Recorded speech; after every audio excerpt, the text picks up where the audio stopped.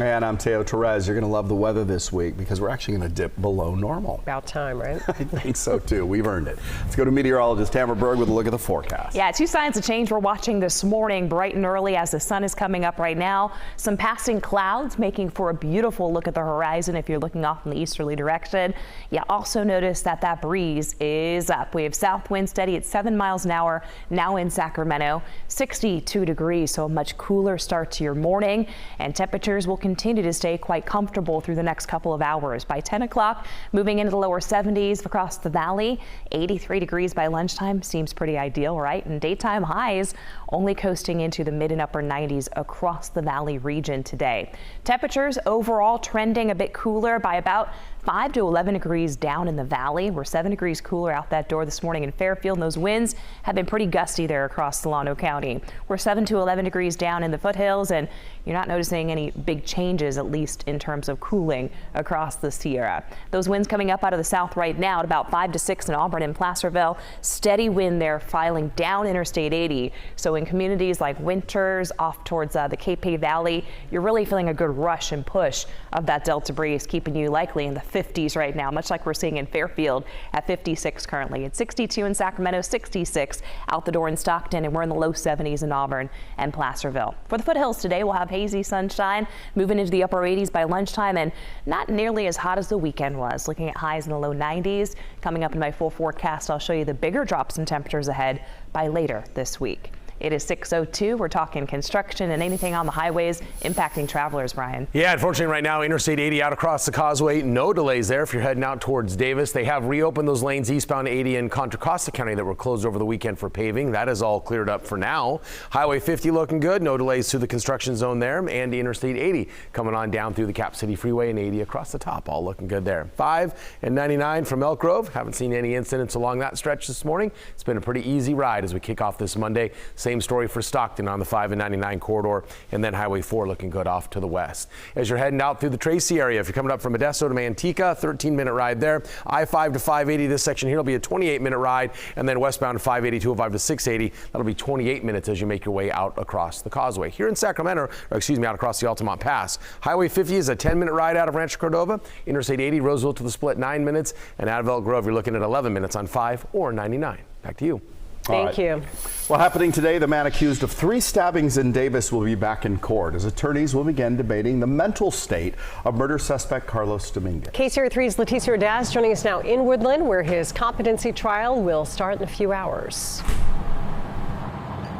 Good morning, Deirdre and Teo. Carlos Dominguez will be making his way this morning to the Yolo County Superior Court. And right now, in just a little bit, those medical experts will get to weigh in on his mental state in front of the selected jury. And today will be critical because this murder trial cannot move forward until both sides figure out the competency and whether or not Dominguez can understand what's happening in court. The former UC Davis student is charged with murder for the April stabbings of a man known as the Compassion Guy, David Bro, and UC Davis student Kareem Abu Najm. He was also charged with the attempted murder after a woman was stabbed through her tent and survived in Davis.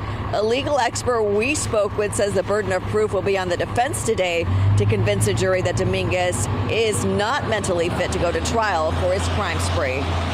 And all 12 have to be unanimous that they find the person either not competent or competent. If they don't, it's a hung jury and you do it again.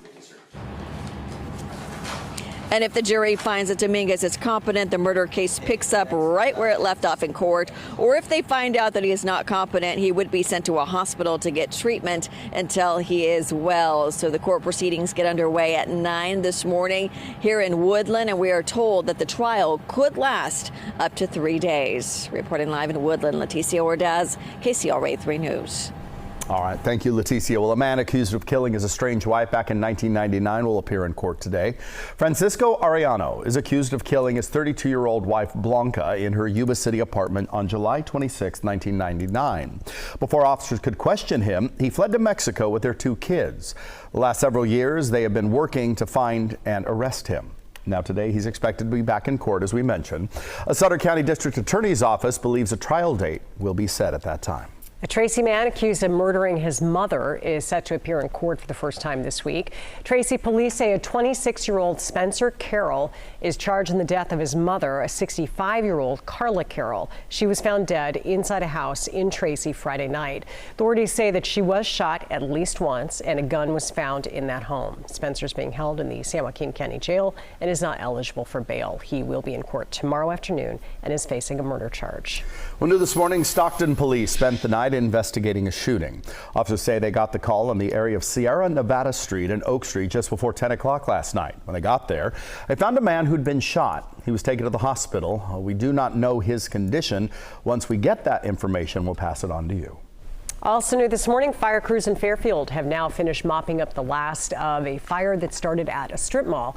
It's happened along Oliver Road last night. Fire crews have determined that it was an electrical issue that started it. Here are some photos now from the department.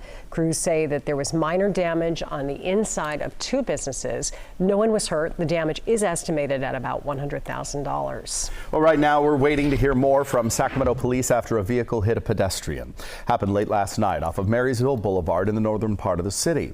Police did confirm there were a lot of officers on scene, but have not said who was involved or any extent of injuries.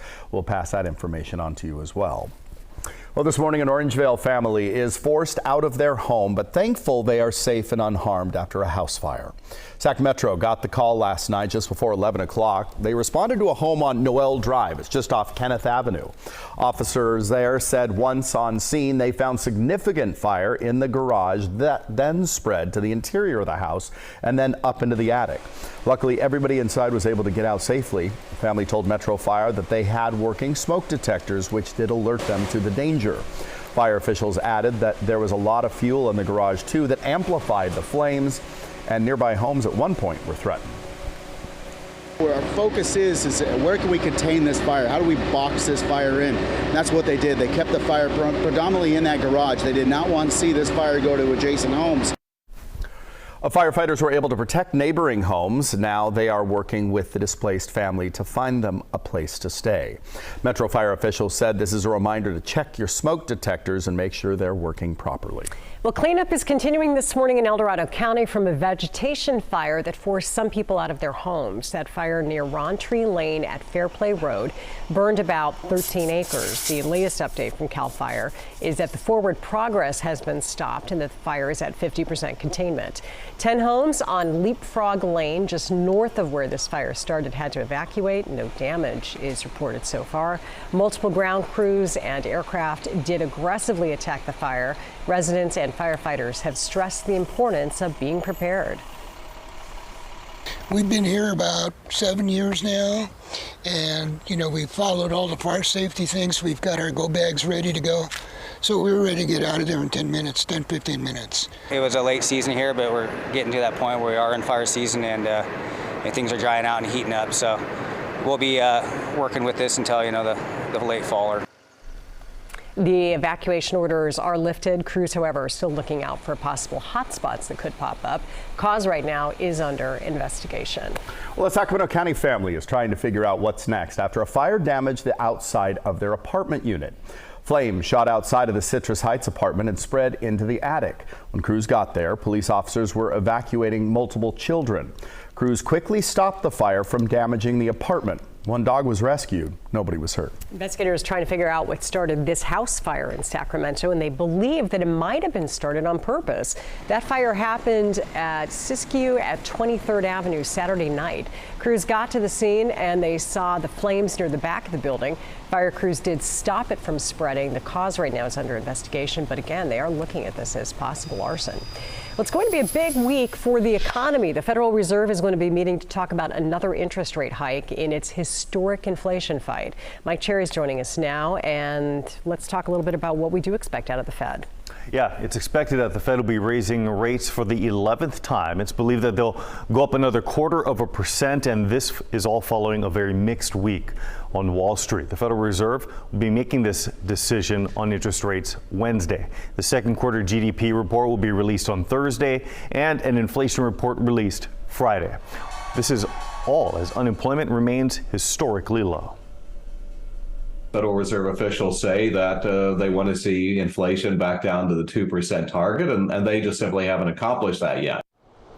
And experts are closely monitoring Federal Reserve Chairman Jerome Powell's comments this week to see if this may be the final interest rate hike.